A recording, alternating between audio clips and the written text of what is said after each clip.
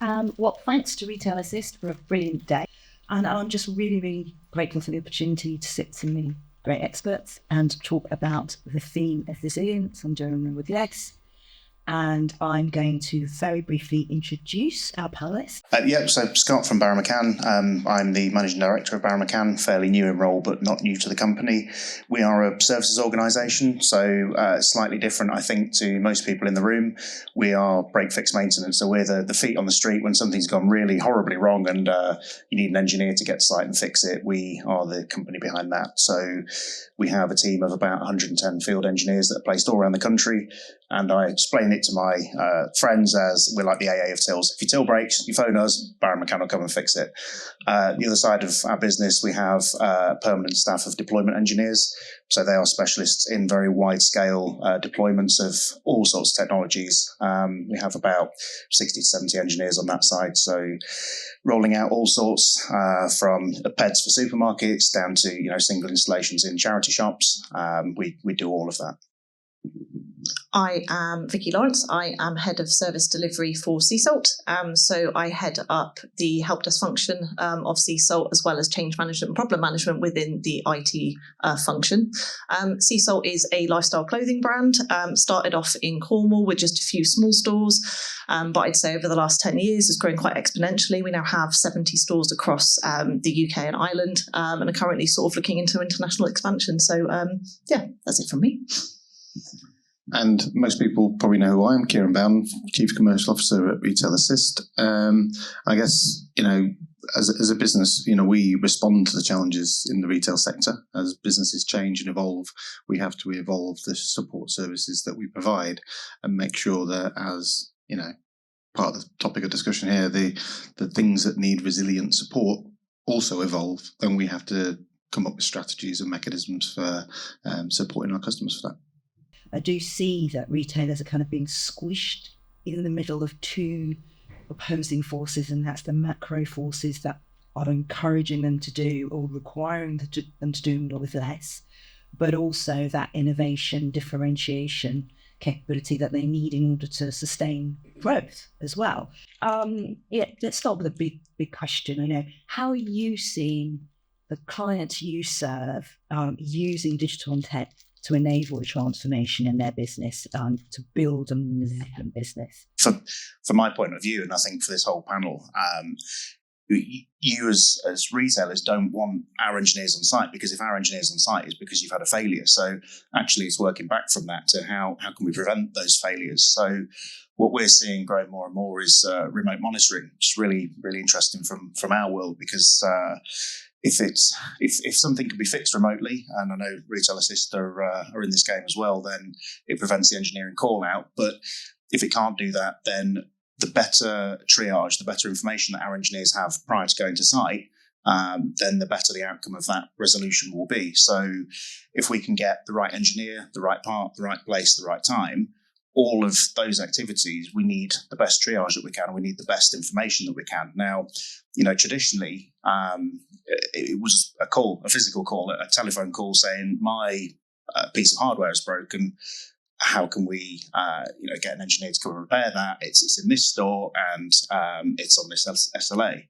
Well, where it's going to with the digital technology behind that now, and the remote tools they're sending to us, is exactly what the part is, exactly where that part is. We might even get failure data, so it's done some self-diagnosis. All of that means that we can get the right thing to that site.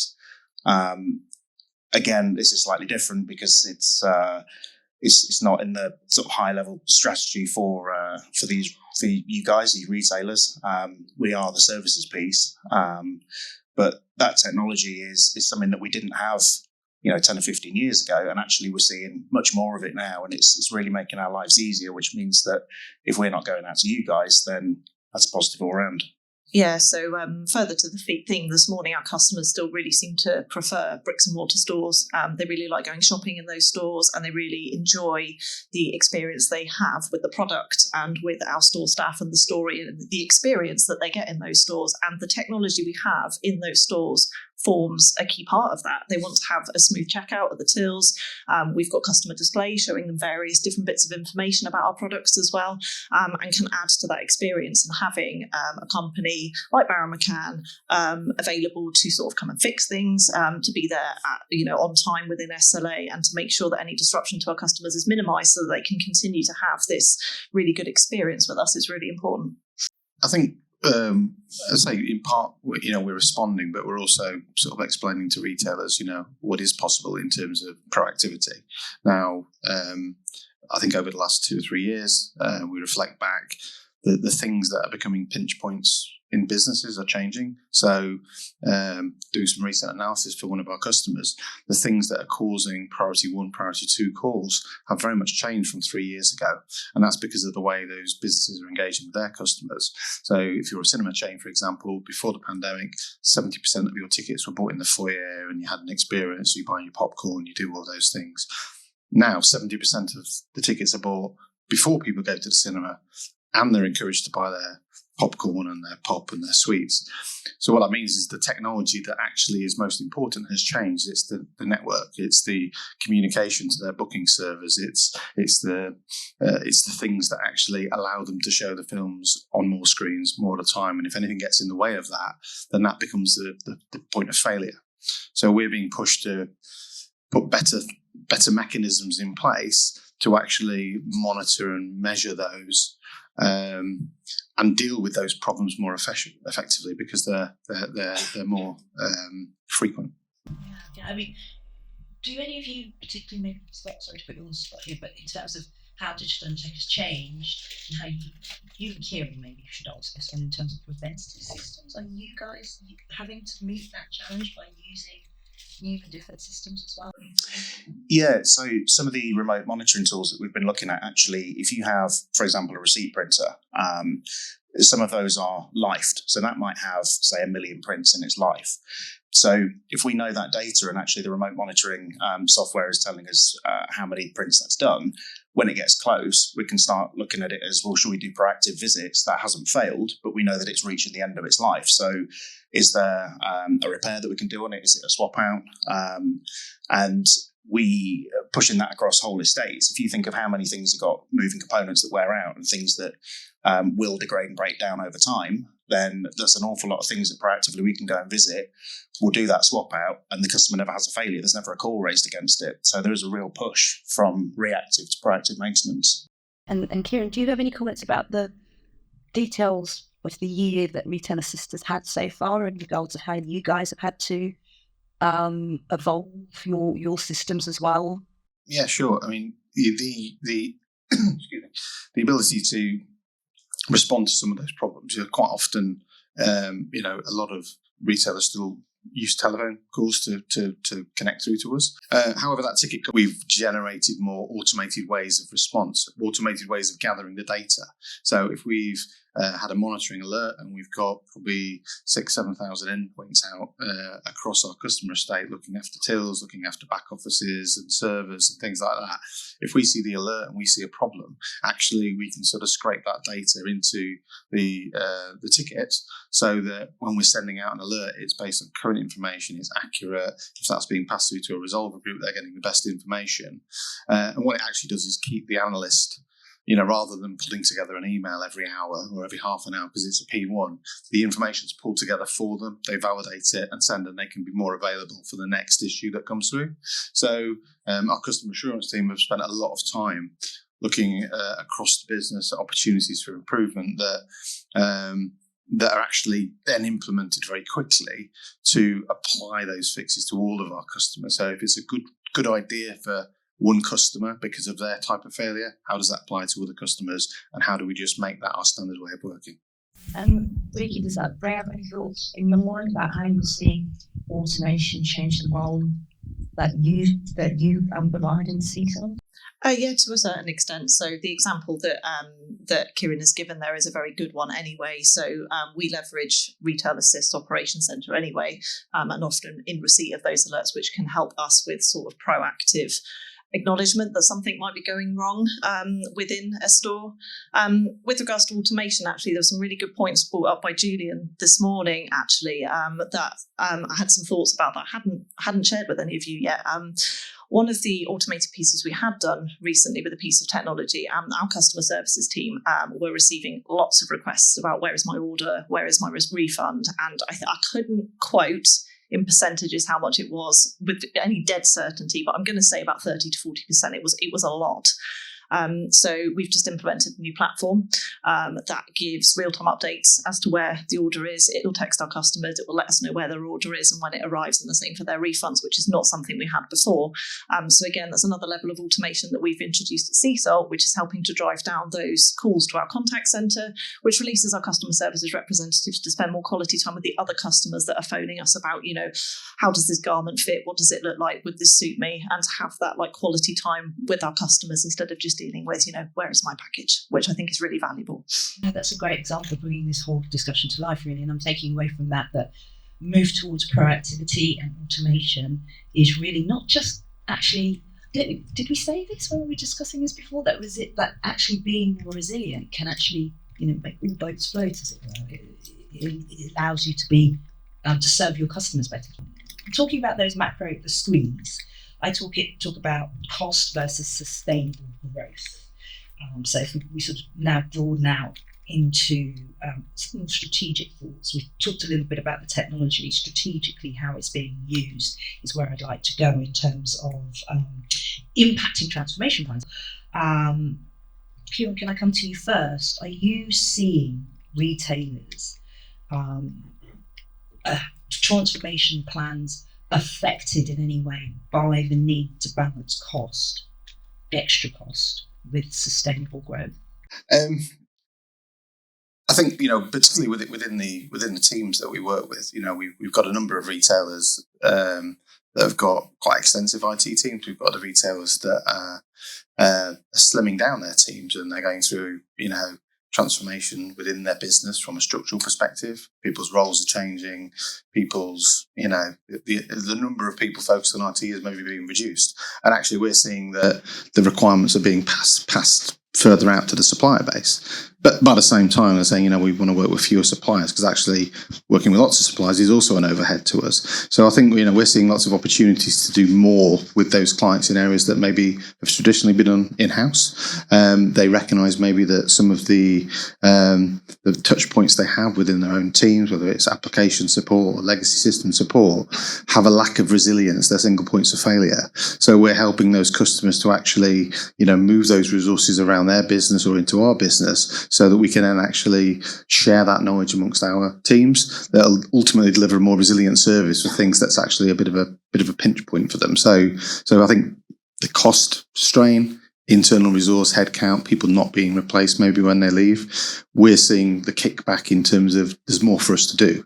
And actually, we're balancing that as well with, how do we do those more things in a more automated way? How do we leverage technology such as Microsoft Endpoint Manager and Intune to better deploy users that are maybe not in the office as often, that are actually becoming harder to support, but actually the technology is there. We just get to that inflection point where we now need to embrace it. Yeah, I think you also mentioned, when we were talking about this before, a way of thinking about transformation and cost in terms of what was within your control and outside of your control. I mean, I know you talked about those things that are outside of your control very eloquently. I think you just spoke very well to the things that are within retailers' control, but they're reacting, aren't they, to those things that are outside of their control, and there are more and more of those things. Yeah, I mean, and that's the cost of logistics.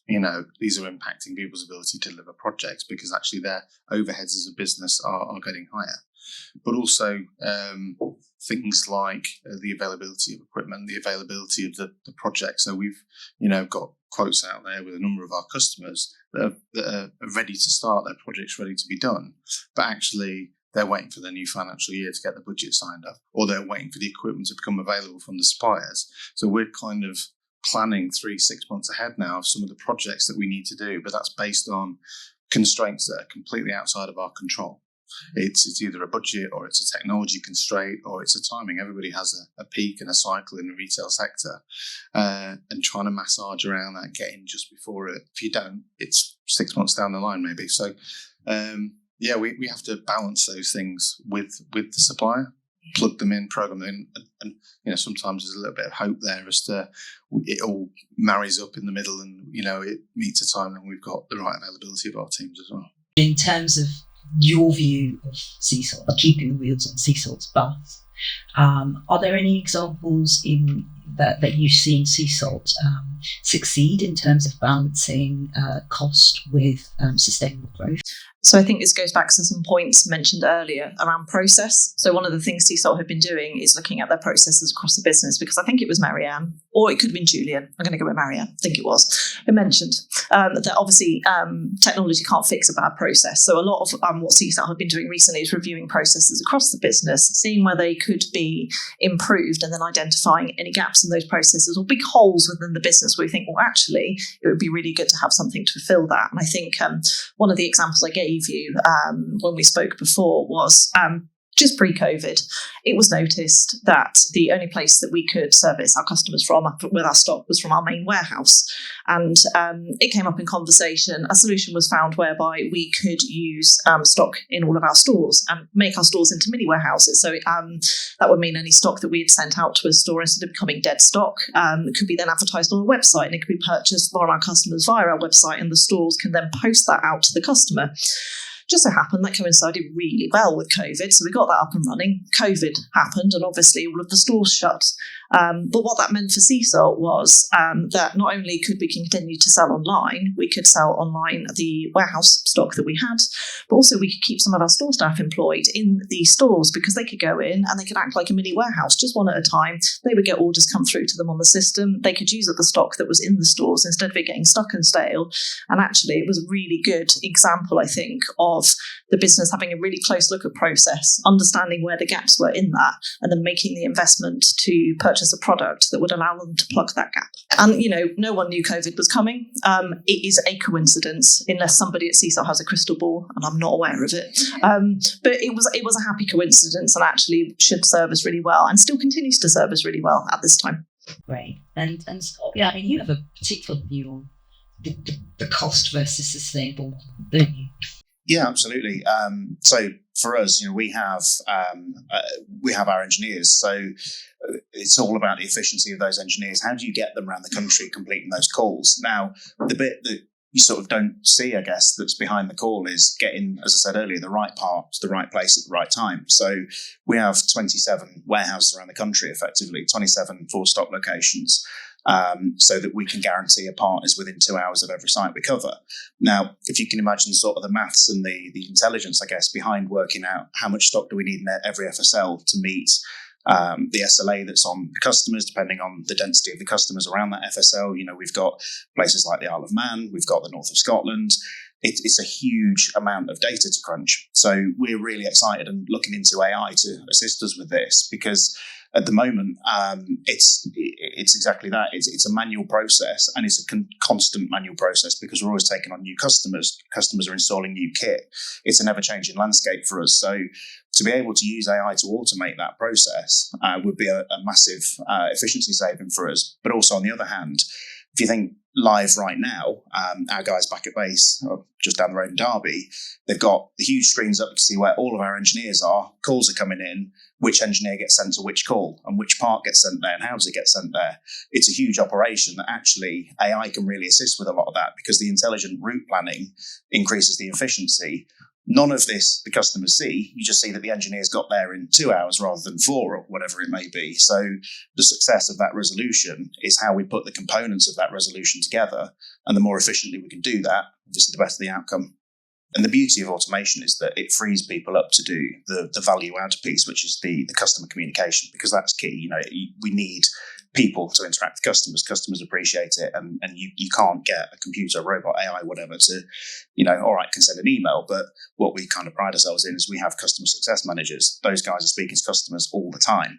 But we have automated part of that. I mean, Vicki was saying earlier about customer dashboards you can log into. Well, we've done the same. So previously, we would have monthly, weekly, whatever the customer wanted. We'd have reviews of those customers to present the data, but that would take ages. We'd crunch the data, we'd create the report pack, then we'd go and have that session with them. Well, we're rolling out our customer portal, so customers real time can log into the portal and you can see all of the data at any one time. So not only does that mean that it cuts down on the time that we're creating that to push the customer can proactively get it themselves. But that means that the customer success managers have got all of their time focused on working with the customer on service improvement plans that have been born out of that data that they've got access to. But then the further benefit of that is that customers can actually see, I've got loads of calls on this item. Month by month, this item's failing more and more. And then they can get in touch with us. What can we do about that? We can start putting intelligent solutions in. Maybe it needs changing. Maybe there's a service improvement plan. Maybe there's a faulty component in that product, and we can help to roll out a replacement for that. So, shifting things to proactivity from our side is absolutely how the resilience of our customers is increasing. Yeah, brilliant. And it's emerging as such an important thing. Automation equals, is helping businesses become more resilient. Is that what you're seeing in your business? Yeah, absolutely. So like I said before, our customers really love that experience, and I think it is about customer experience for them.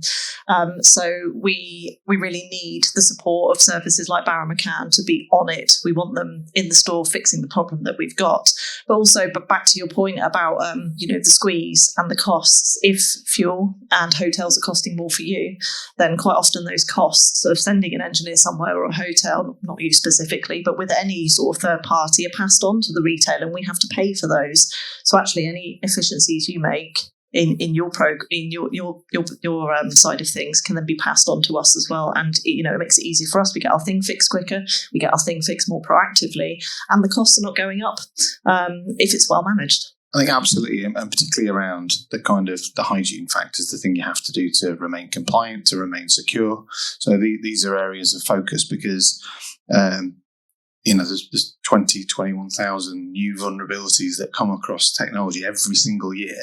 So just when you think you've plugged the gap, there's another 21,000 12 months later. So, having better eyes on your technology all the time, the ability to interact. So, I've spent a number of years working with endpoint management technology, and the way I used to describe it to our potential customers was, the first thing is getting access and visibility to what you have, knowing what you have in a level of detail that's useful for you to succession plan, understand where vulnerabilities are.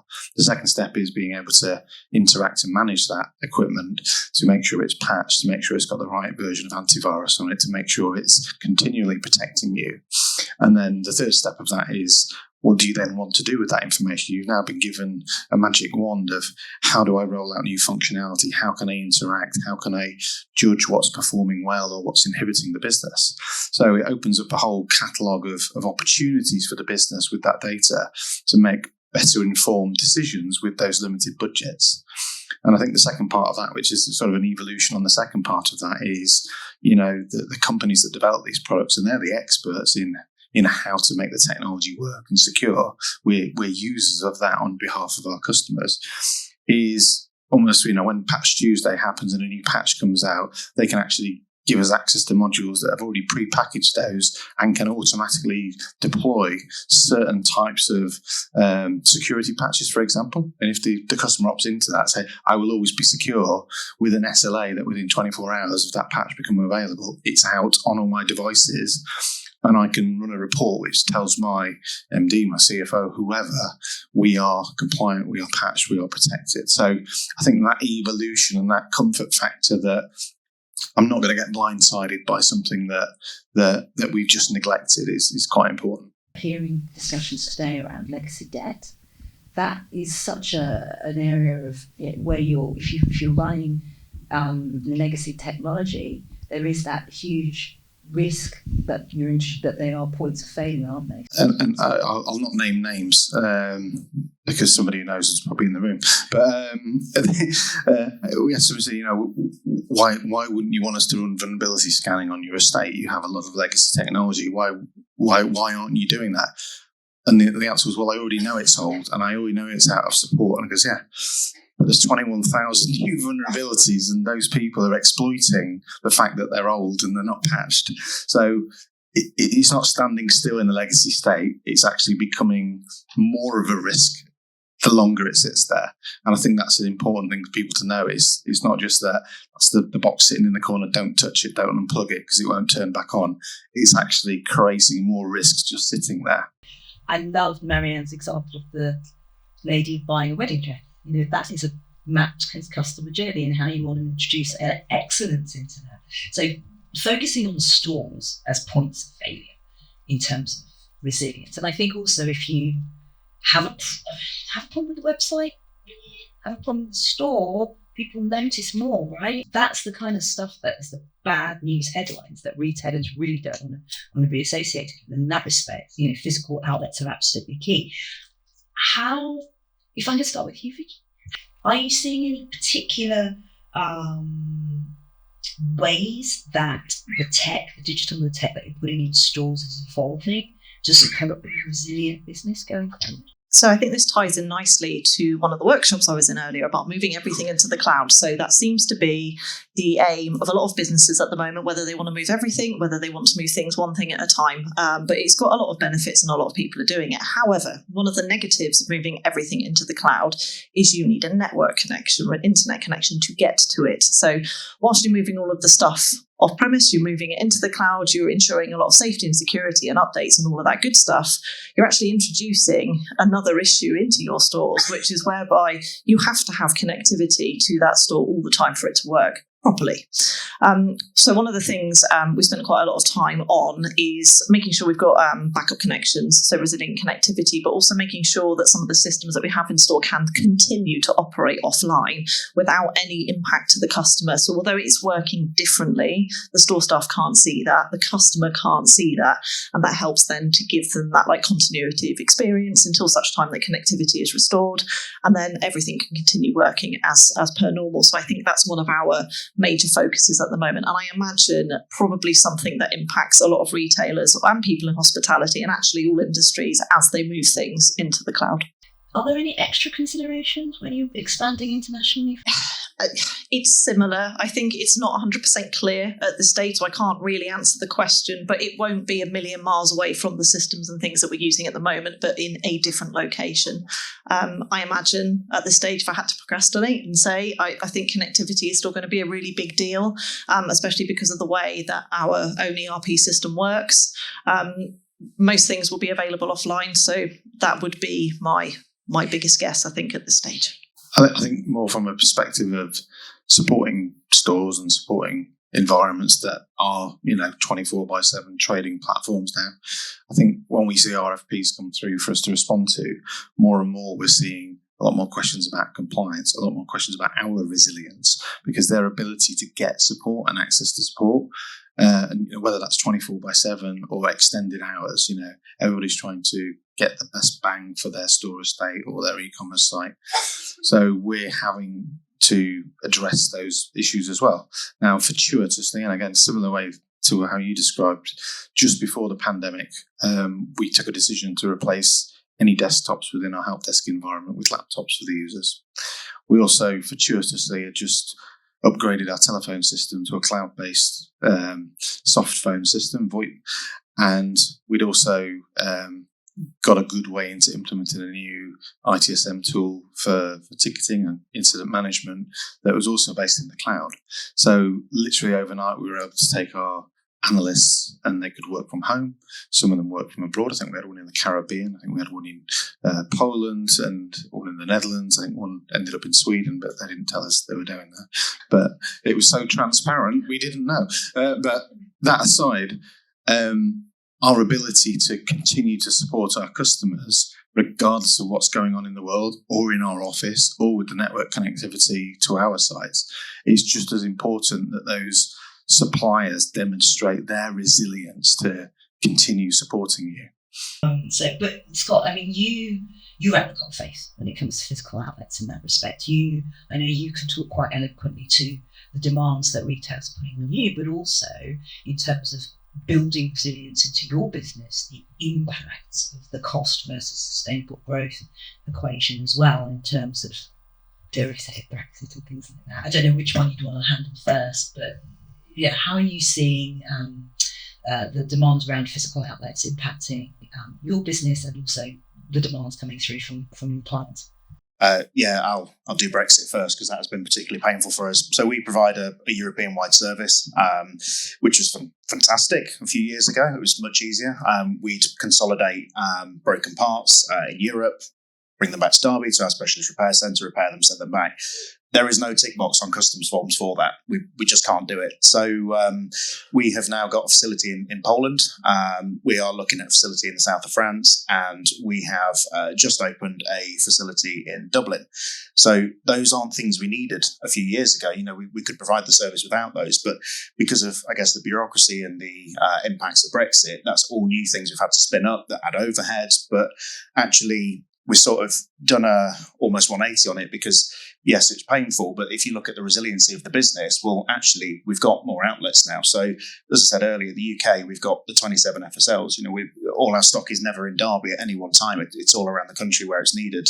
But now for Europe, having permanent bricks and mortar, actually, it gives us a lot of different abilities to ship parts and to ship parts for deployments when it's a huge quantity of things going out that are ready to be installed in multiple outlets. But coming back to what we were saying on RFPs, we're seeing as well that retailers are more and more asking us, yes, your DR plan just touched on, but also what can you do for us, service improvement plans, but also stuff like bring out your dead. So we know that we're going into peak for a lot of retailers. It's heading towards Christmas. So we've been pushing it for a long time, but now retailers are really on board with, no, let's open the drawers, that knackered iPad, we'll raise a call, we'll get all that in so that we can go into the peak trading period knowing that actually our estate is up and running.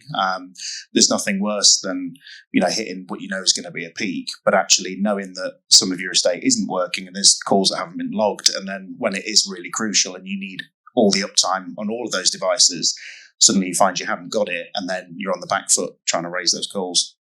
I've certainly learned that the cost versus sustainable growth equation is real. Retailers are getting terribly squeezed in the middle, but that automation, smart tech is helping them square that circle, as it were. And I've also learned that in that respect, the automation allows you to be proactive, and I've learned mobility is increasingly important in regards to that, and cloud as well, but they're not panaceas. They can also introduce extra points of failure and risk, and I think if you're proactive and you're thinking through those tech deployments and you've got partners like Barron McCann, Retail Assist, you can do the right thing and end up opening stores in New Zealand, which is fabulous. Any closing thoughts from you? Or have I No? I think that's great. I think that also brings us in just on time. Andy's nodding at me gratefully. And with that, we can really sure to have some drinks. So thank you very much.